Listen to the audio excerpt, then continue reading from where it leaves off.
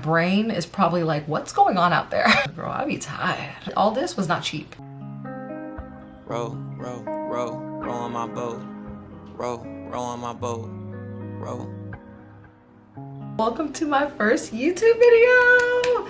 I am so excited to kick this journey off. And if you're new here, my name is Amaya. I am a business, beauty, lifestyle creator.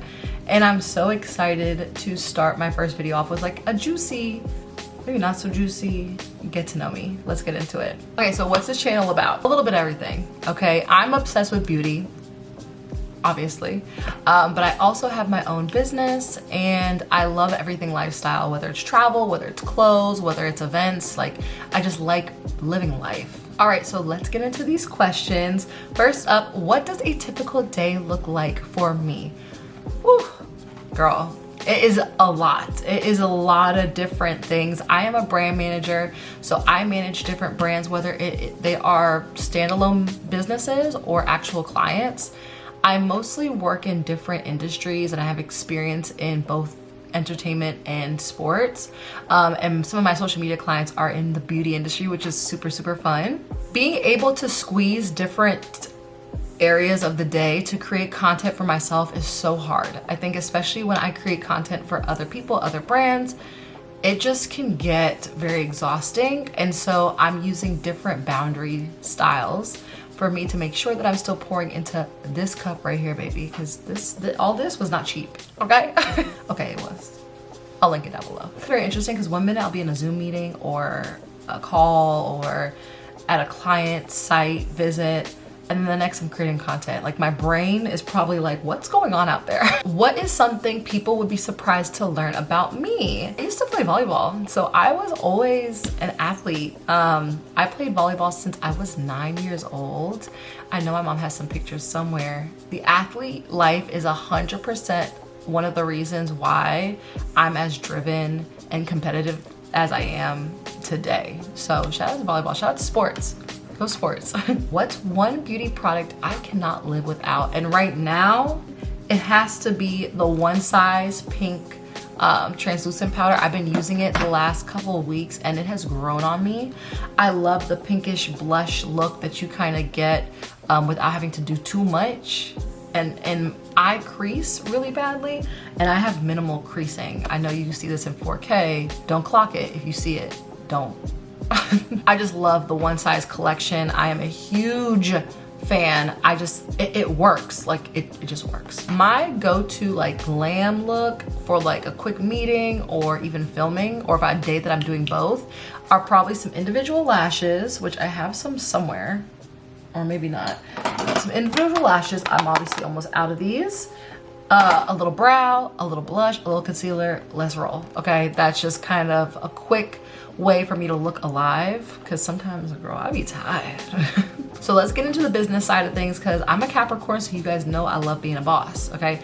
But being a business owner, running projects, things of that nature, it does not always have to be as, like, you don't always have to be the boss, okay? You can delegate and rely on your network to get a lot of things done, and that's a hack, a secret, a cheat code that I feel like is right in front of us, but sometimes we don't want to take the collaboration, you know, and put it above the competition aspect. I know a lot of my friends who I'm able to do business with, that's a blessing because that doesn't work out a lot of the time. I do believe that when you find the right working style and you're able to delegate certain things that you just know you either don't want to handle, don't have the capacity for, or you're just not good at, your business and your clientele will always expand. I feel like when you work as a community, you're so much more effective than if you guys are just working solo. So shout out to all my friends who are great friends and also great business partners. I love you, mean it. What is the biggest lesson I've learned as a business owner? Child, where do I start? Resilience is the biggest thing for me. It's so hard to see things fall apart and not crumble with it. And when creating something, whether it's a business, it's a project, it's art, you have to understand that sometimes things are gonna fall apart for them to be built up again. And sometimes things fall apart for a reason. Like, the reason and the season is over. I think that you just have to stay focused on the bigger picture and know that you would not be in this room, you would not have this opportunity if it wasn't already made for you, babe. Okay, imposter syndrome is something that I think I will never outgrow fully. I think that she'll always be a backseat driver on my ride and this journey. I do now have the tools to be able to mute her when it's just not the time for her to speak, but also to understand that, you know, sometimes you need a little sprinkle of imposter syndrome to make you realize that you're in a big room right now, babe. Okay, this is the time to either tighten up. This is the time to remember why you're here and your why. So resilience for me is the biggest thing. And then also just going back to the basics of organization. I've made a lot of business mistakes, like a lot of business mistakes. I probably just made one this morning. I think that being able to learn from that and still always be a student of the game and know that you're going to make mistakes, you know that you're not gonna have all the answers, will save you a lot. Ironically, and leaning on help. Like, I call my friends all the time, like, hey, I went through this and I don't know how to work this, or I messed up. And that level of vulnerability will humanize you. And sometimes your friends are gonna be like, oh, babe, I went through that already. Come on, I got you. Let me show you the cheat code. As a business owner, as someone who wants to build this out, both my personal brand and business, that those are things that I just go through either on a monthly basis or a daily basis. What is the wildest rumor I've heard about myself? Someone once said, I think I took some time off of social media. I wasn't really posting as much. And I definitely think someone tried to label a baby on me. Honey, no. I remember when I posted like a proof of life on my social media page.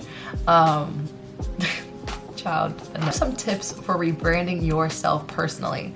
So I recently just did like a rebrand of my own self on my social media page, on my Instagram page, I should say. I bought a camera, and we can get into the nitty gritty about that, child, because you don't have to break the bank to be branded. Okay, you do not. Let me just tell you that, okay? So investing in certain cameras. So rebranding my personal content, it didn't come from the actual content that I took and the pictures I took and the videos I took. It came with the strategy. It came with, okay, what is my aesthetic? What do I want people to feel when they come to my page? And for me, I'm realizing that my page is kind of like a visual diary, I like to call it. I think that it shows the places I've been and kind of the people I work with. And I think if it intrigues the right audience, then they'll just hit me up, right? My email's right there. I do believe that my Instagram is the place where I make it really aesthetic. That's what Instagram is.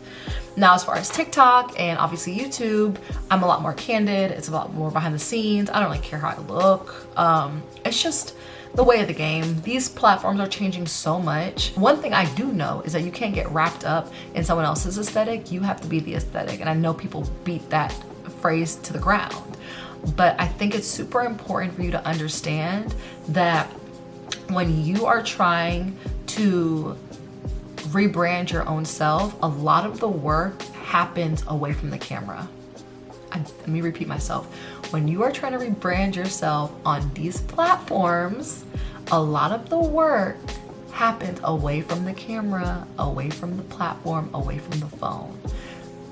Like, the way you exude yourself on social media comes from the inner work that you do here. I say all this to say, make sure you're doing it for the right reasons. Make sure you know who you are, because once you know who you are, you're gonna know exactly who you're attracting to your page and how, like, what are they gonna get from it, right? So we can go into a whole different process, and I can kind of break down to you guys the process for me revamping my page. So now that you know a little bit more about me, I am so excited to start this journey with you guys, from beauty tips, business advice, to traveling for different last minute events.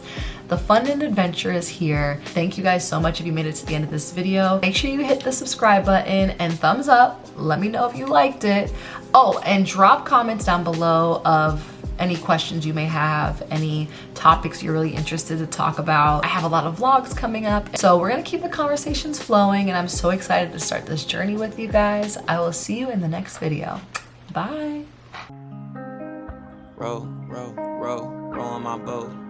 Row on